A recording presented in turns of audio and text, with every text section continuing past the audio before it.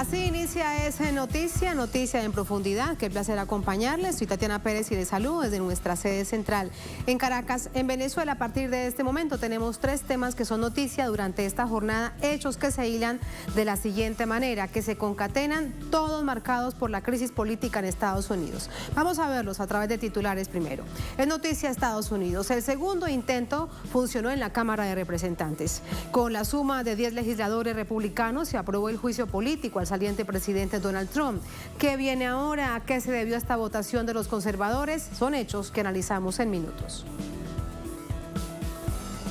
En noticia Estados Unidos y Cuba, mientras que el país, Estados Unidos, vive una crisis política sin precedentes. En política exterior siguen activos en contra de naciones que no se doblegan. Por ejemplo, Cuba ingresó a la lista de países que apoyan al terrorismo e Irán es acusada de alentar al grupo terrorista Al-Qaeda. ¿Qué implican estas decisiones de última hora del Departamento de Estado para estas naciones? Vamos a analizarlo. Y tercer tema que es noticia, Cuba, Colombia y Estados Unidos.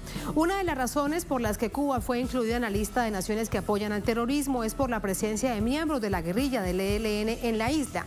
En carta abierta, el presidente de Colombia, Iván Duque, un grupo de congresistas colombianos, recuerda que esa presencia fue solicitada por el Estado colombiano y además pide el retorno de los diálogos con esta organización insurgente para avanzar en una paz integral. Todos estos hechos los analizamos. Noticia que así comienza. Bienvenidos, bienvenidas.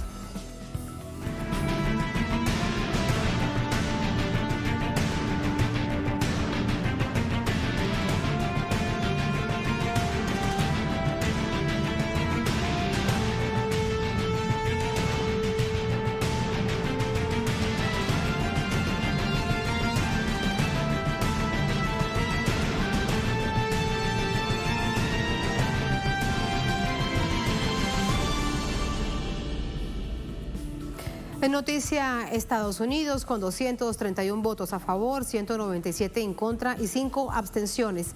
Cerró el proceso de votación en Cámara de Representantes y así avanza hacia un impeachment, hacia un juicio político contra el presidente saliente Donald Trump bajo el cargo de incitación a la insurrección. Vamos a revisar los detalles de esta jornada. Este miércoles, la Cámara de Representantes aprobó con 231 votos la resolución número 24, la cual conduce a un impeachment o juicio político contra el presidente republicano Donald Trump, bajo la acusación de haber incitado a la insurrección. Con esta votación, el sí con 232, el no con 197, la resolución de casa es adoptada sin más objeciones que considerar y se leyó sobre la mesa. Es todo. De los 231 votos que aprobaron el enjuiciamiento al presidente Trump, 221 correspondieron al Partido Demócrata, el cual votó casi en bloque por la resolución. Solo un congresista de este partido se abstuvo de votar, mientras que del seno del propio Partido Republicano se sumaron algunos legisladores. Los representantes republicanos llegaron, por lo tanto, divididos a esta votación. 10 de ellos votaron a favor de enjuiciar al presidente Trump, 197 votaron en contra y 4 de ellos prefirieron abstenerse. Por su parte, ningún demócrata votó contra la resolución. Al cierre de la votación, la bancada republicana leyó un comunicado presidencial en el que Trump se expresó en contra de la violencia y el vandalismo. Sin embargo, el presidente saliente mantiene su posición de que las elecciones en las cuales perdió contra Joe Biden fueron fraudulentas. Declaraciones que incitaron a manifestaciones extremistas en Washington una semana atrás. La medida aprobada ya por la Cámara Baja es el segundo intento de juicio político contra Donald Trump, quien ya enfrentó uno en enero de 2020 por el caso de las presiones al gobierno de Ucrania para que acusara a Joe Biden de corrupción. Con este nuevo impeachment, Trump se convierte en el primer presidente estadounidense en ser sometido a juicio político 2 veces. Solo 4 impeachment se han dado en la historia de los Estados Unidos. El primero fue a Andrew Johnson en 1868, quien salió victorioso. El segundo fue a Richard Nixon en 1974, pero este decidió renunciar antes de que el juicio se diera, y el tercero fue a Bill Clinton en 1998 bajo los cargos de perjurio y obstrucción a la justicia, pero él también salió absuelto. En el caso de Trump, su posible destitución a menos de 2 semanas del final de su mandato está ahora en manos del Senado, la Cámara Alta del Legislativo estadounidense. Precisamente, allí sumamos más información que viene ahora. ¿Cuándo será este proceso en el Senado? Pero ¿cuál es el ambiente político entre el Partido Republicano hasta este momento de mayoría conservadora? Le preguntamos a nuestro corresponsal Jorge Gestoso de todo esto. Hola Jorge, adelante, muy buenas noches. Muchas preguntas al mismo tiempo, pero adelante con lo sucedido también durante esta jornada. En realidad, Tatiana, es una jornada histórica porque, como tú mencionabas, es la primera vez en la historia de los Estados Unidos que un presidente es sometido 2 veces en su mandato a un juicio político y, evidentemente, una bancada republicana que empieza a mostrar claramente fracturas. La primera enjuiciamiento político del presidente fue hace 13 meses, en diciembre del 2019, y allí la bancada republicana como bloque votó en contra del juicio político del presidente. Ahora, por lo menos 10 de los republicanos votaron a favor de enjuiciarlo y encima la máxima autoridad dentro del Senado, que es Mitch McConnell, si bien dijo que no está dispuesto a iniciarle el juicio el día anterior a que asuma el poder Joe Biden, es decir, el 19, porque de aquí al 19 el Senado está en receso. Sí dijo que estaría o considera o no descarta la posibilidad de votar a favor precisamente de enjuiciarlo y condenarlo, y ya a esa altura sería dentro del gobierno de Biden. Entonces, allí viene la jugada. ¿Dónde queda el Partido Republicano? Si es la jugada que los analistas anticipan que estaría haciendo nada menos que el máximo líder republicano, que es Mitch McConnell, sería una jugada de ajedrez para sacarlo de circulación dentro del Partido Republicano, porque Trump se quedó con el Partido Republicano, él pasó a ser el Partido Republicano, y este fracaso, ya sea a nivel de juicios políticos y a nivel de todo lo que no ha logrado y ha destruido, no le sirve al Partido Republicano para el futuro. Entonces sería interesante de que lo que vemos en estos 10 legisladores que hoy votaron a favor del juicio político y un posible líder como nada menos que Mitch McConnell, listo a considerar la posibilidad, da la sensación de que ha cambiado la marea, que ha cambiado el viento, entonces, Tatiana,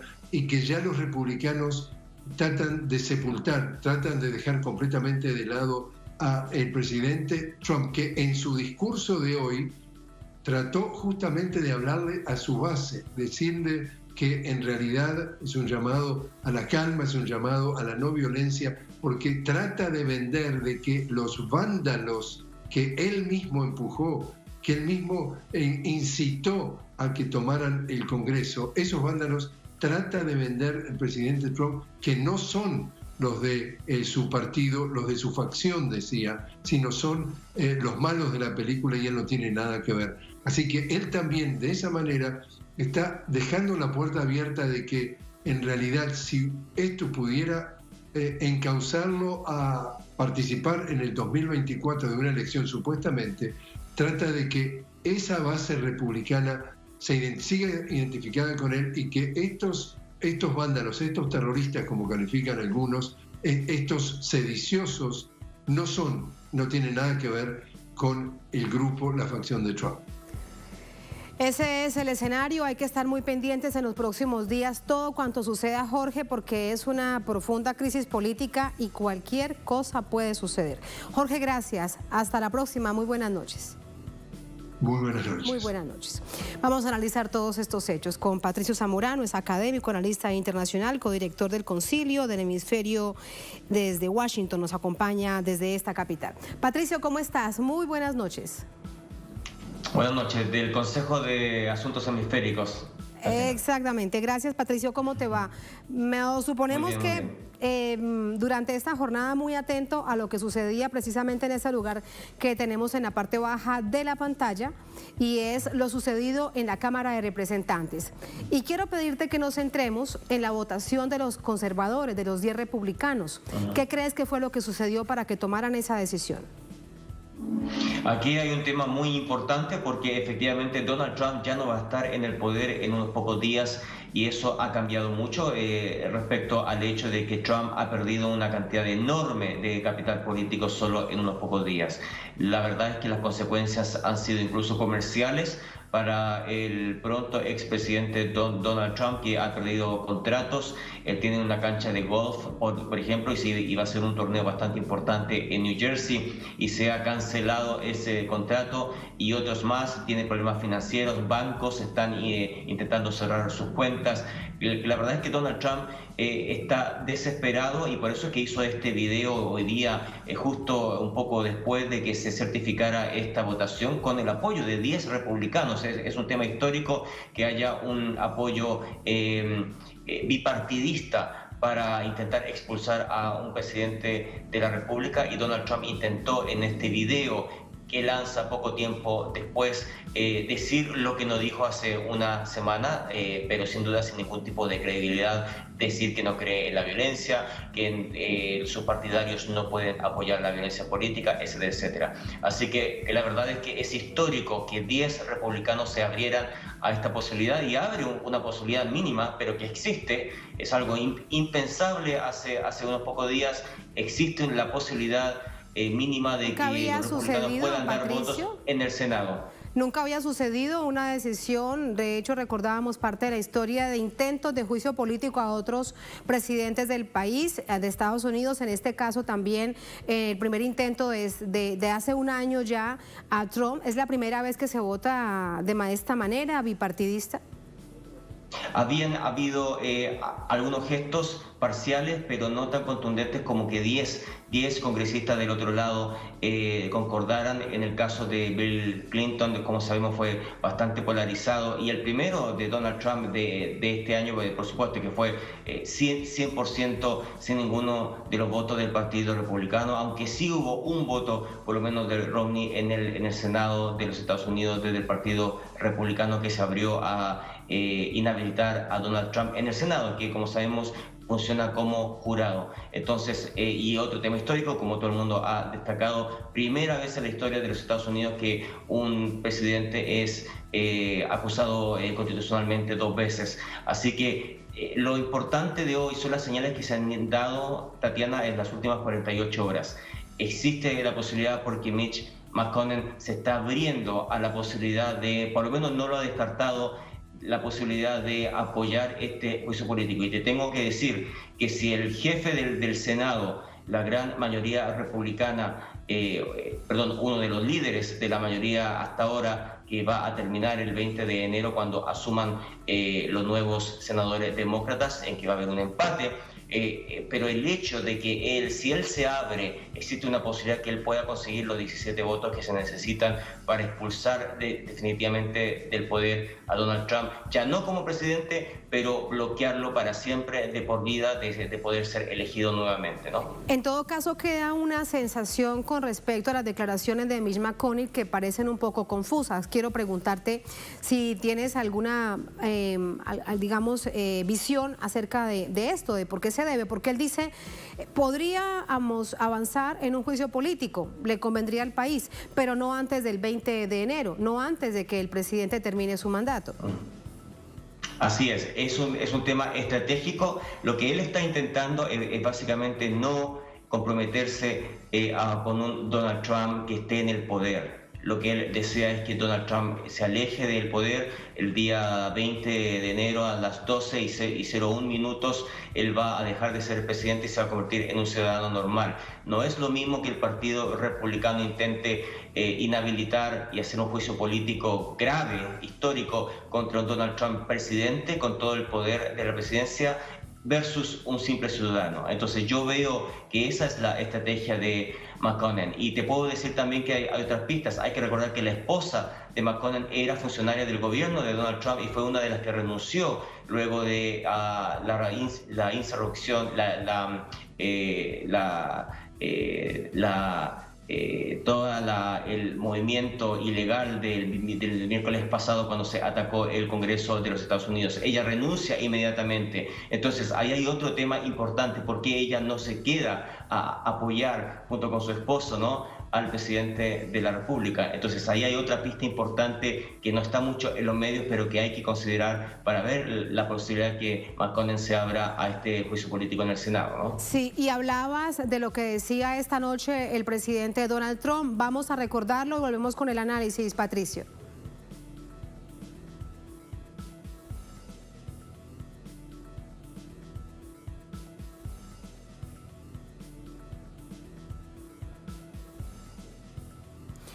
Estamos pendientes para presentarles estas declaraciones del presidente de Estados Unidos, Donald Trump, que de hecho hay una frase, antes de que lo presentemos, te lo pregunto, Patricio, y él dice: vamos a hacer de nuevo grande a Estados Unidos. ¿Quién le cree en medio de una profunda crisis política este mensaje? Ese es el tema. Donald Trump no le está hablando ni a ti, ni a mí, ni al resto de la gente un poco más moderada o que entiende la gravedad de lo que pasó la semana pasada. Él está hablando a su base, a la base fundamental que lo apoya, no importa qué pase. Te puedo decir que yo tuve la oportunidad de hacer análisis y de reportear esa noche del 6 de enero, desde las 5 de la tarde aproximadamente hasta las 7. Estuve 2 horas rodeado de los manifestantes de Donald Trump, escuchando qué decían, sus eslogans, sus conversaciones, sus cantos, y te puedo decir que es un tipo de electorado y de apoyo político ideológico que no cree absolutamente que Donald Trump perdió las elecciones. Es un efecto psicológico y político tremendo lo que ha construido Donald Trump. Tan fuerte fue que implicó el primer ataque al Congreso de los Estados Unidos desde el proceso de independencia hace más de 300 años. Esto es un tema gravísimo para la seguridad de los Estados Unidos. Por eso te tengo que decir que no hemos hablado de lo que está pasando aquí en Washington. Se está calculando que más de 20.000 soldados de la Guardia Nacional van a proteger todo el proceso de ahora en adelante. Son pocos días, pero muy tensos. Se está anunciando una protesta llena de violencia el 17 de enero. Se está hablando de un problema de seguridad grave el 20 de enero cuando asuma Biden. Y hay unas imágenes, Patricio, ahora que recuerdas esto, que también le dan la vuelta al mundo, y es todos estos soldados de la Guardia Nacional durmiendo, prácticamente acampando dentro de las instalaciones del Capitolio. ¿Habías visto algo así en Estados Unidos?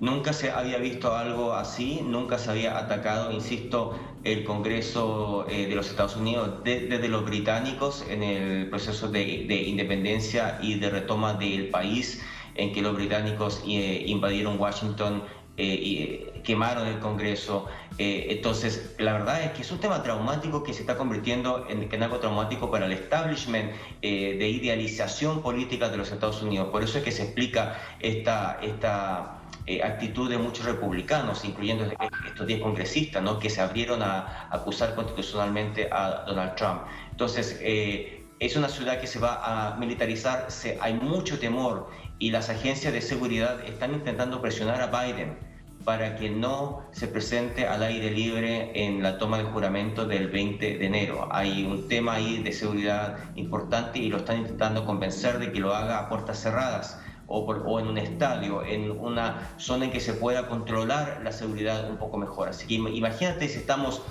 quebrando una tradición tan enorme, ese mall. Yo he estado en varias de las asunciones de mando de estos últimos años. Es una fiesta popular, muy abierto, hay seguridad, pero la gente puede asistir. Así que imagínate que eso pasara, que el presidente electo es obligado a hacerlo puertas adentro, ¿no? Exactamente. Bueno, no, es que todo resulta ser muy complejo. Algo más para consultarte y lo vamos a poner en pantalla a ver si lo tenemos, y es los 10 fiscales demócratas que van a asumir ahora este juicio político. Preguntarte además sobre su presencia, su carrera política. Lo vemos precisamente en pantalla. Representante Jamie Raskin, Diana Louise de Guet, David Nicole Sissin, Joaquín Castro, Eric Swale, Ted Lieu, Joe Negus, representante Madeleine Diane y Stacey Plaskett. Esos son los fiscales que han sido nombrados. ¿Qué significan esas figuras en este momento que resulta histórico para el país? Así es, son figuras fundamentales. Llama la atención también, si tú te fijas, la diversidad racial, de género. Son gente, Joaquín Castro, por ejemplo, fue uno de los precandidatos presidenciales, es un hispano bastante destacado aquí en los Estados Unidos. En general, algunos se repiten porque participaron, no recuerdo cuál exactamente, pero me parece que participaron también en el juicio político anterior. Así que ellos tienen una responsabilidad importante, pero nuevamente esto ahora pasa al Senado. Y hay que recordar, el Senado necesita cierto tiempo, necesita ejercer su función de jurado. Él ya está acusado constitucionalmente.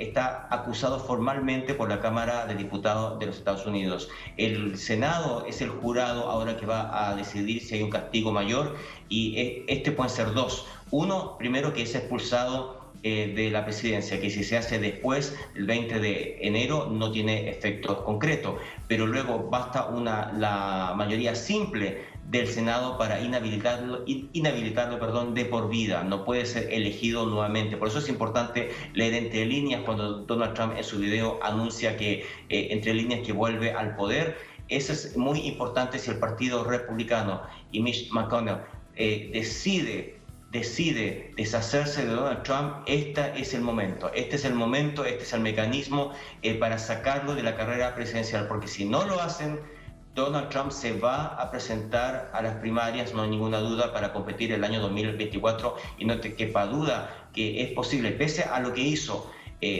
Las encuestas son bien claras, un 45% de los republicanos considera que lo que pasó en el Congreso y la actitud de Trump fue justa.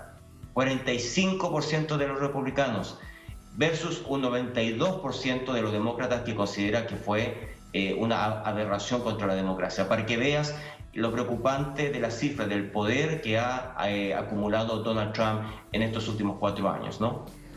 Bueno, que de hecho se evidencia en esa toma, en ese asedio tan violento al Capitolio. Es la máxima expresión de toda esta conexión que tiene el presidente Trump con ese pueblo que además lo votó, con más de 70 millones de personas que votaron por él. Esa es la realidad.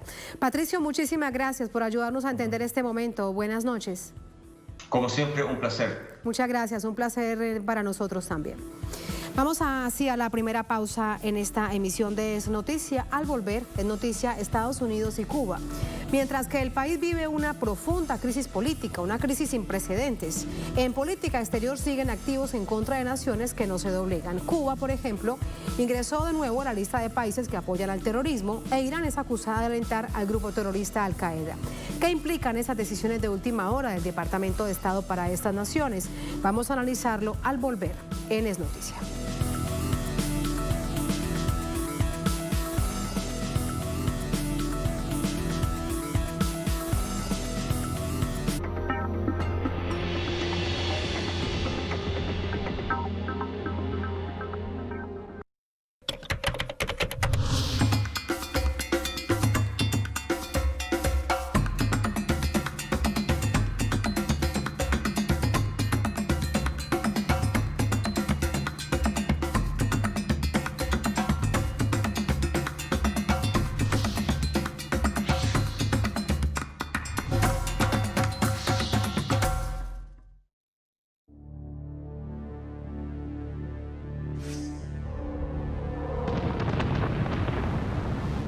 El capitalismo es uno de los hijos de la ignorancia.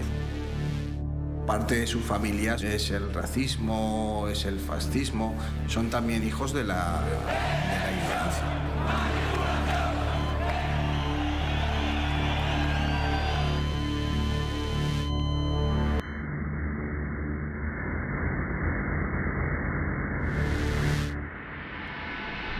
Domingo, solo por Telesur.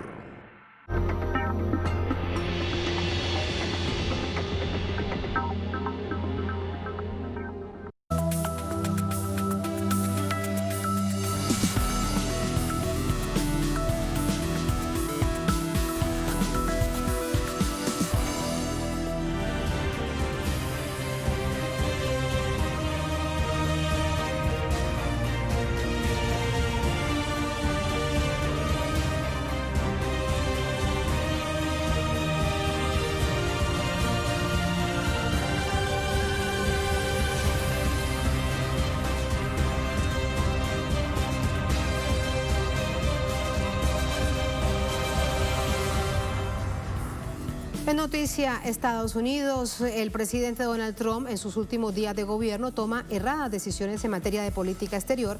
El intento es desestabilizar más gobiernos a los que ha considerado hostiles. Además de polémica política por los hechos violentos en el Capitolio, debido a un llamamiento del presidente Donald Trump para desconocer los resultados electorales, el mandatario incorporó dentro de sus últimas decisiones en política exterior la declaración de Cuba como Estado patrocinador de terrorismo y su devolución a una lista de la que había salido desde el año 2015 con la gestión del expresidente Barack Obama, lo que significó un deshielo en las relaciones entre ambos países. Cuba estuvo en la lista de países patrocinadores de terrorismo desde 1982. Al respecto, el secretario de Estado Mike Pompeo expresó a través de su cuenta Twitter: hoy, Estados Unidos está devolviendo a Cuba a la lista de patrocinadores estatales del terrorismo para responsabilizar al régimen de Castro por su comportamiento maligno. Según la administración Trump, los argumentos para devolver a Cuba a una lista de la que había salido desde el año 2015 por mano de Barack Obama destacan lo siguiente: albergar a fugitivos estadounidenses y a dirigentes de grupos rebeldes colombianos, la negativa del gobierno de la isla en la extradición de miembros del Ejército de Liberación Nacional ELN de Colombia, brindar apoyo a actos de terrorismo internacional y apoyar en materia de seguridad el gobierno del presidente venezolano Nicolás Maduro. Sin embargo, el gobierno de Cuba ha sido una de las piezas fundamentales en las negociaciones de paz entre el gobierno de Colombia y los grupos beligerantes FARC-EP y ELN, desde que iniciaron las mesas de diálogo hasta la firma de los acuerdos de paz que se construyeron de manera conjunta en La Habana.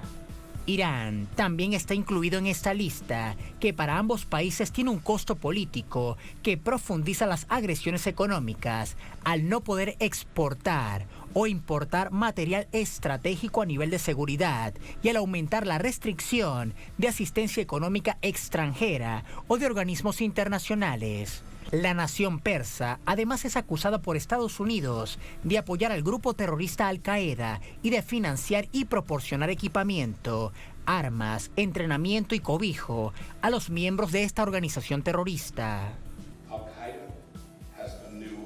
Al-Qaeda tiene una nueva base de operaciones, es la República Islámica de Irán.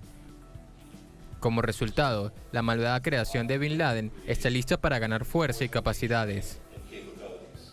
Ignoramos este nexo entre Irán y Al-Qaeda bajo nuestro propio riesgo. Necesitamos reconocerlo, debemos enfrentarlo. De hecho, vamos a derrotarlo. En esta línea, la Comunidad del Caribe CARICOM denunció esta acción unilateral en la administración saliente y señaló a través de un comunicado lo siguiente: este nuevo ataque al país afecta negativamente su posición internacional y su desarrollo social, humano y económico, y es otra acción equivocada, además del bloqueo financiero y económico improductivo, innecesario e ilegal, ya impuesto a esta nación caribeña por Estados Unidos. CARICOM pide la revisión inmediata y la reversión de estas acciones injustificadas tomadas con respecto a Cuba y espera que Estados Unidos avance hacia la normalización de relaciones con Cuba. El dirigente derrotado, que este miércoles fue acusado por el Congreso de incitación a la violencia, deberá enfrentar un juicio político luego que la Cámara Baja aprobara un impeachment en su contra por incitación a la insurrección. Ahí están los hechos que vamos a analizar de inmediato con Wady Calvo, analista internacional, especialista en temas de Oriente Medio, Asia y África. Nos acompaña desde Buenos Aires. Wady, ¿cómo estás? Muy buenas noches. Hola, buenas noches.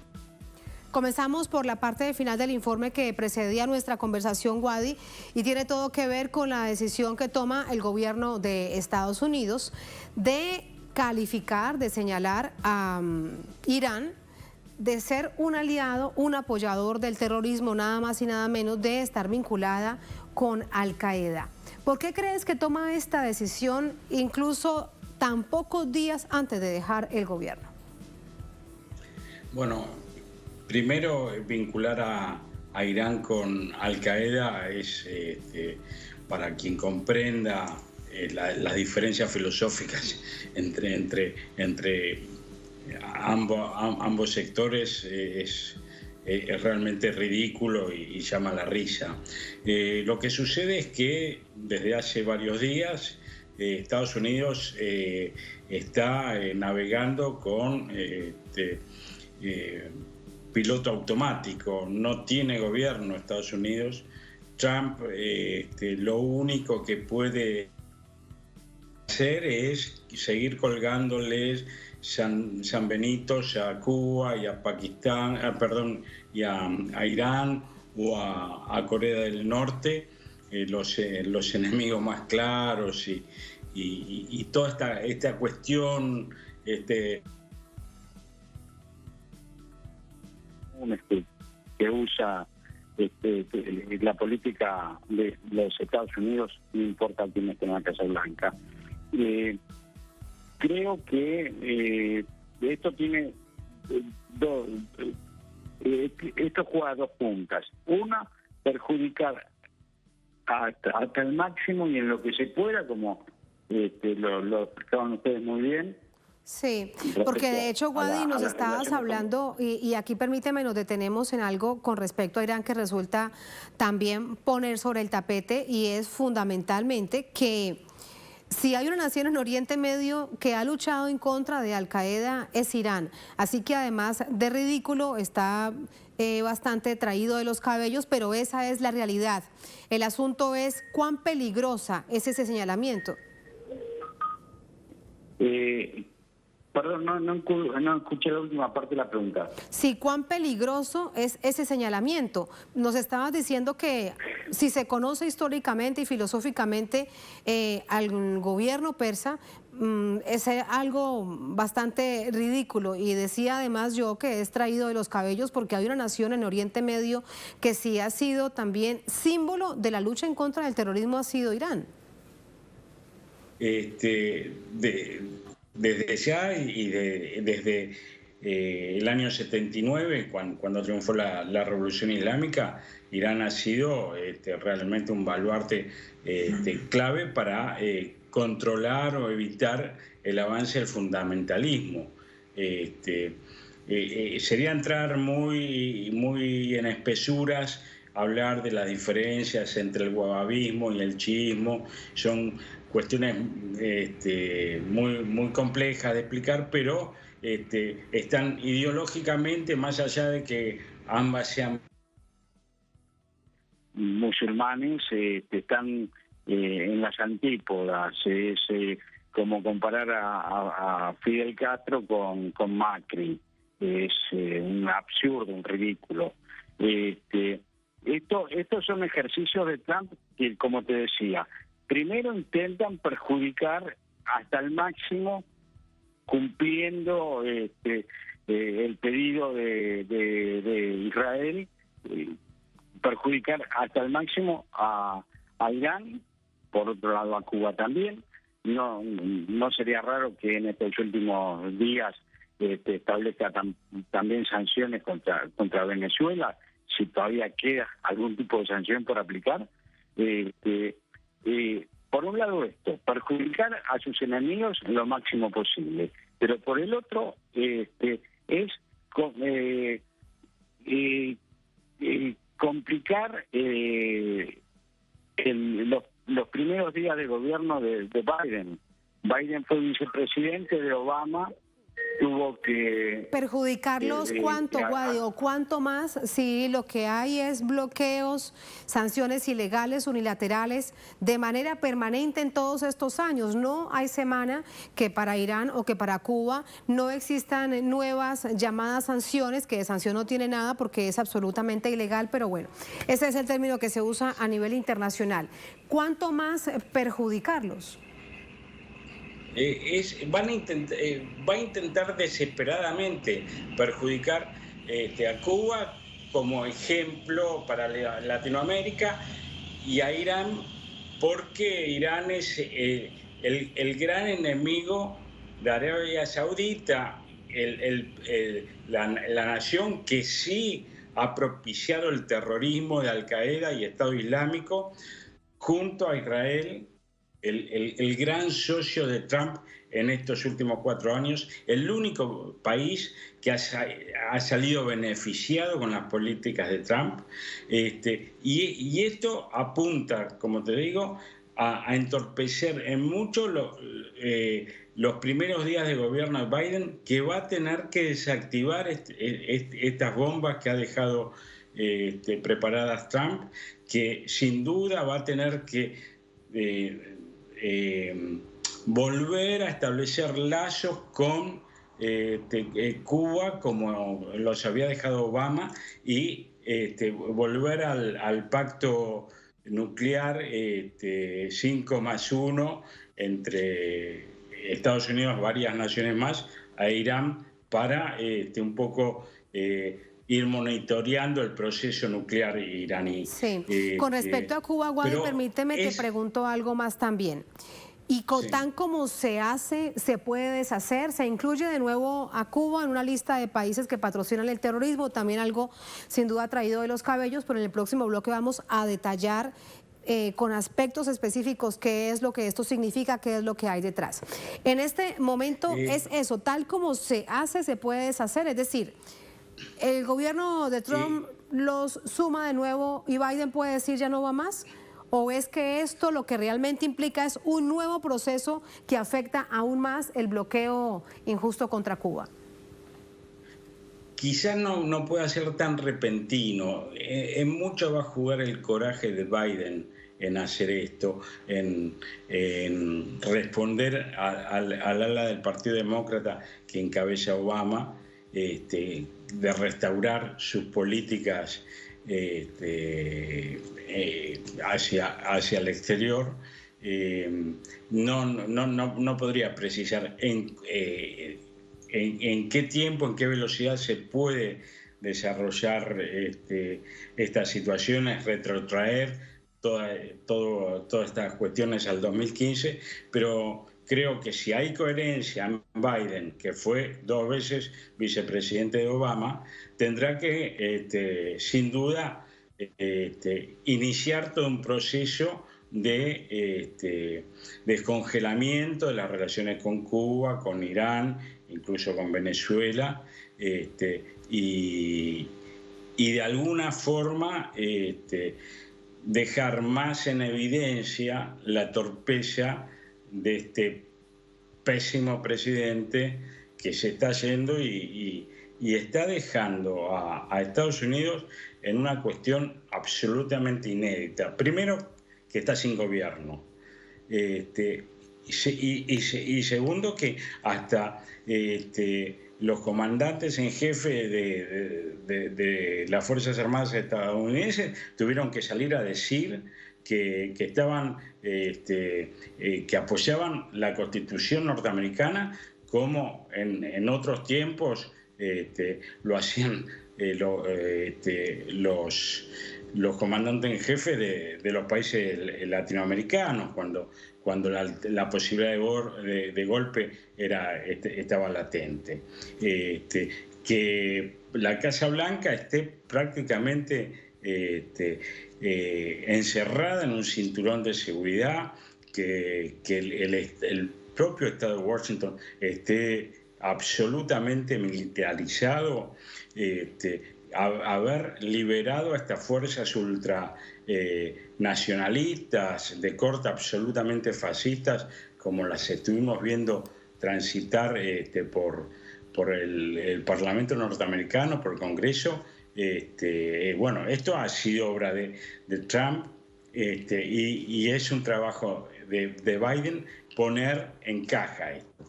Quiero, antes de terminar, quiero decir una cosa. Estados Unidos es un país muy claro en ciertas cosas. ¿Quién manda? Manda el sistema financiero.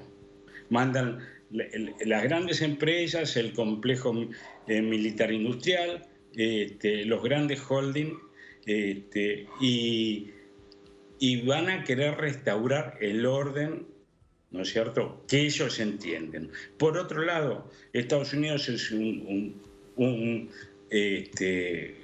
país absolutamente policíaco, y creo que todos los líderes de estos grupos de ultraderecha, como ya han empezado a caer muchos, van a seguir cayendo, porque Estados Unidos es un régimen policial y los tienen a todos perfectamente identificados. Y el sistema, el verdadero poder de Estados Unidos, que son las grandes empresas, sí, van a querer restaurar el orden y meter preso a quienes tengan que meter preso para cortar ya con esta exhibición de armas, intentos de toma de casas de gobierno de diferentes estados y demás. Sí, porque con todo esto lo que vimos es la verdadera podredumbre que existe o que subyace en el poder político norteamericano. Es eso además lo que evidenció esa toma, ese asedio al Capitolio. Guadi, muchísimas gracias por tu análisis. Muy buenas noches. A ustedes, hasta la próxima. Hasta la próxima y gracias. Así nos vamos a la segunda, última pausa en esta emisión de Es Noticia. Al volver en Noticia, Cuba y Colombia. Una de las razones por las que Cuba fue incluida en la lista de naciones que apoyan al terrorismo es por la presencia de miembros de la guerrilla del ELN en la isla. En carta abierta al presidente de Colombia, el grupo de congresistas colombianos recuerda que esa presencia fue solicitada por el propio Estado colombiano. En esa carta piden además el retorno de los diálogos con la organización insurgente. Son hechos que analizamos al volver en Es Noticia.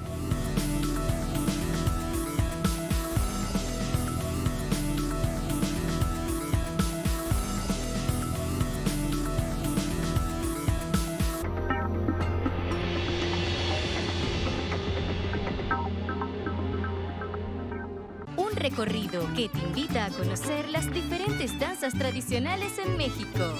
Esta danza está inscrita dentro de la categoría de danzas de conquista, pues que viene como un proceso de evangelización durante la época colonial. Danzamos por honor a la Sagrada Familia.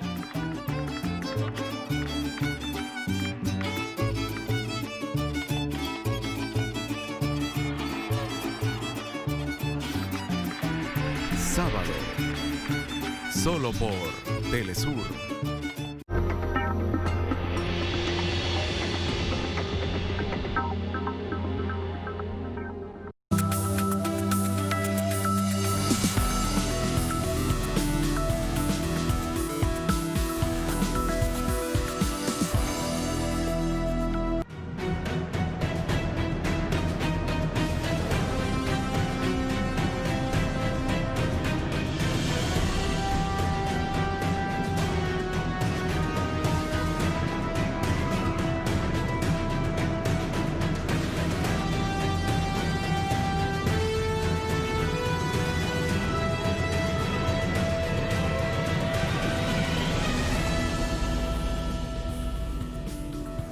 En Noticia, Cuba y Colombia, un nutrido grupo de congresistas colombianos se suma al rechazo mundial por la inclusión de la isla en la lista de supuestos países que apoyan al terrorismo.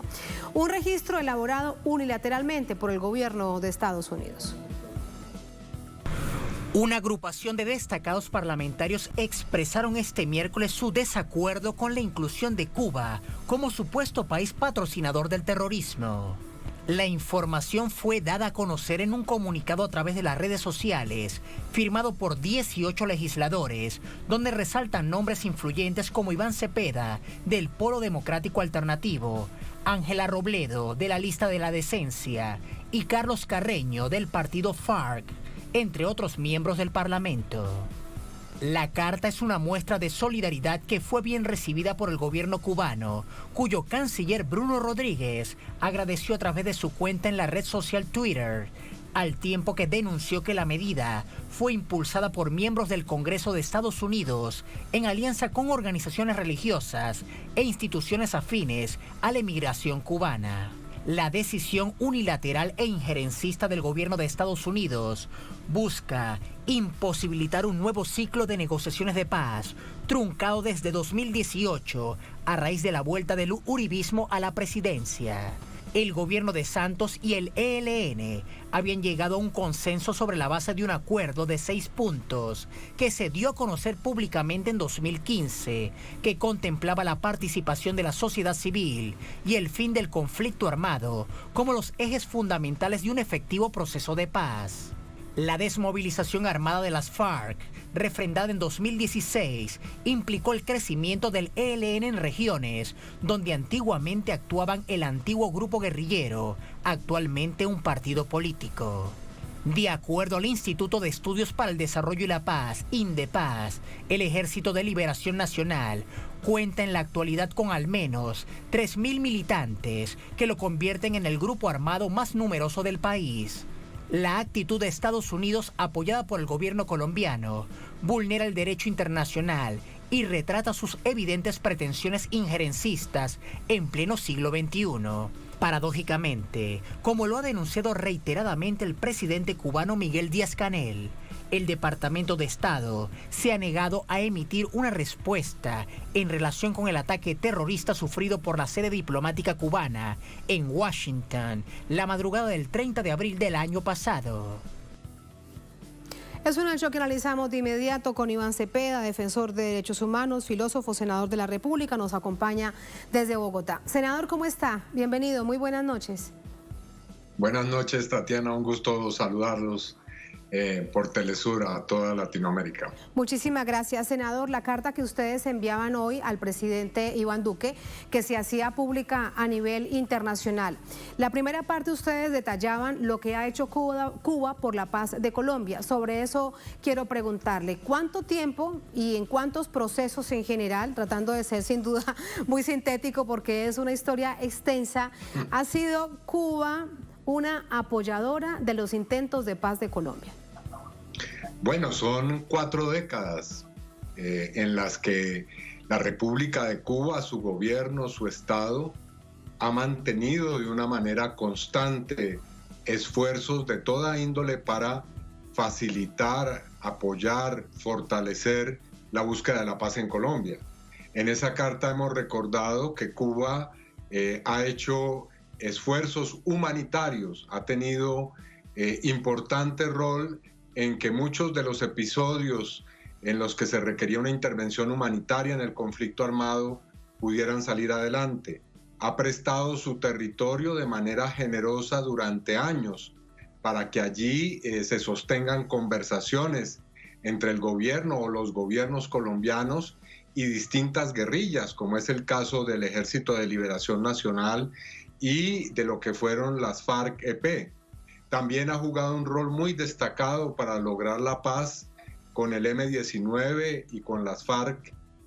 Esos acuerdos con ambas guerrillas serían impensables sin el rol de facilitación y el papel de garante del Estado cubano. Así que aquí hay una muy larga historia que, como usted bien dice, no se resume en 2 o 3 minutos. Y esa es la razón por la cual le decimos al gobierno que ya afortunadamente está terminando de Donald Trump, que no es Cuba un Estado promotor del terrorismo, sino es un Estado que Colombia puede atestiguar que ha sido promotor y auspiciador de la paz en Colombia y yo diría que en el continente. También en esta carta, senador, ustedes le piden al presidente Iván Duque, al presidente de Colombia, que se retomen los diálogos truncados. Precisamente hace un poco más de 2 años, cuando él asumía la presidencia de Colombia. Venían ya de un proceso de diálogo exploratorio con una agenda pactada de 6 puntos que, como bien recordábamos en el informe que nos precedía, se hizo público a nivel internacional aquí en Caracas, luego se van a Ecuador, luego Cuba los recibe porque también son expulsados de Ecuador, pero se insiste en ese intento. Llega el gobierno del presidente Duque y queda truncado. Ustedes se lo están pidiendo. ¿Existe alguna probabilidad de que el gobierno colombiano por lo menos piense en volver a un proceso de diálogo con el ELN?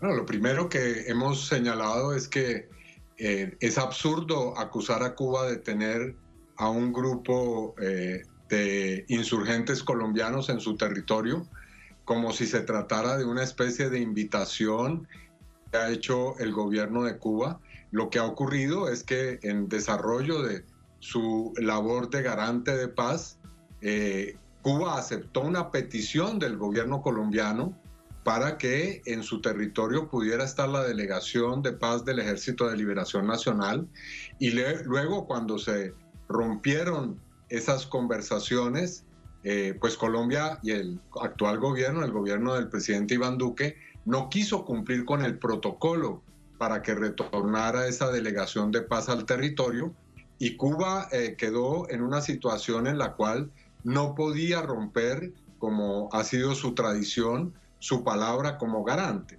Así que es un montaje decir que esa delegación está allí por una especie de intención maliciosa del gobierno cubano. Y por eso es que hemos solicitado al presidente Duque hoy que se reinicien, se retomen esos diálogos, que no solamente serviría para que se pueda avanzar en un proceso que ya tenía logros muy importantes, sino también que dejaría claro una posición, pues por lo menos de reconocimiento, si es que el actual gobierno no quiere agradecer tantos servicios que ha prestado Cuba sobre ese rol de garante y promotor de paz. Ahora bien, yo espero que en este año y medio que le resta al gobierno de Duque, pues prime la sensatez en un momento en el cual Colombia, además de una terrible crisis que ha ocasionado esta pandemia, pues está sufriendo los rigores del conflicto armado que continúa con mucha intensidad entre la guerrilla del ELN y las fuerzas militares de Colombia en muchos territorios. Sí, senador, un asunto de fondo que subyace precisamente en todo esto es la decisión que llega y se toma, por ejemplo, en el gobierno del presidente Duque, cuando lo que habían era una decisión como Estado, aunque había otro gobierno. ¿Qué pasa con este gobierno y lo que significa la visión de ser un Estado-nación y mantener las políticas, sobre todo con un asunto tan trascendental como la paz de un país?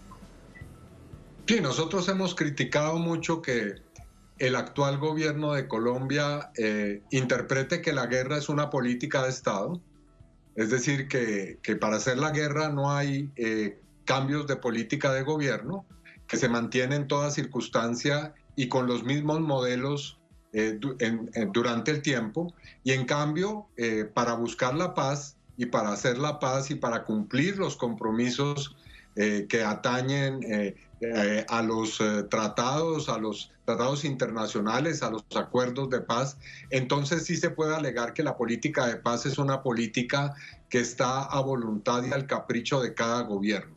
Esa es una postura inaceptable desde el punto de vista del derecho público internacional, pero también no resiste ninguna clase de defensa, ni siquiera a la luz de la Constitución y la jurisprudencia constitucional colombiana. Sobre todo porque con el caso específico de Cuba lo deja en una situación muy compleja. Previamente veíamos las implicaciones que puede tener para Cuba volver a un listado tan injusto como ese, que además se hace de manera unilateral por el otro gobierno que tampoco debería tomar ese tipo de decisiones. Sin embargo, lo hace. Y Cuba ingresa a la lista de países patrocinadores del terrorismo. Esto, ¿cómo lo califica usted? ¿Es una traición? ¿Qué precedente genera cuando, por ejemplo, pensemos que un nuevo gobierno dentro de año y medio, un poco más, llegue a Colombia y de nuevo le toque la puerta a Cuba para que apoye un proceso de paz?